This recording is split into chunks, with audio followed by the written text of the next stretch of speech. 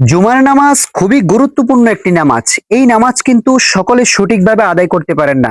চলুন আমরা এই হাফেজ সাহেব হুজুরের মাধ্যমে প্র্যাকটিক্যাল ভাবে জুমার 2 রাকাত ফরজ শিখে নেই। অনেকে কিন্তু জানেন না যে জুমার নামাজ সর্বমোট কত রাকাত। জুমার নামাজ হচ্ছে সর্বমোট 10 রাকাত, 4 রাকাত কবলাল জুমা, তারপরে হচ্ছে 2 রাকাত ফরজ যেটা ইমাম সাহেবের সাথে পড়তে হয়, তারপরে 4 রাকাত বাদাল জুমা, এরপরে অন্যান্য নফল আছে।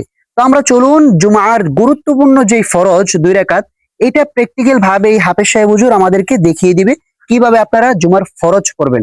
চলুন আমরা শুরু করি। প্রথমেই আপনারা জায়নামাজে দাঁড়িয়ে একটি দোয়া পাঠ করে নেবেন, ইন্নী ওয়াজ্জাহাতু ওয়াজহিয়া লিল্লাযী ফাতারাস সামাওয়াতি ওয়াল আরদ হানিফা ওয়া মা আনা মিনাল মুশরিকিন।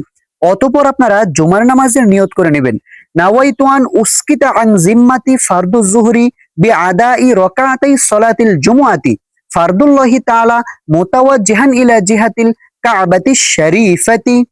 আল্লাহু আকবার।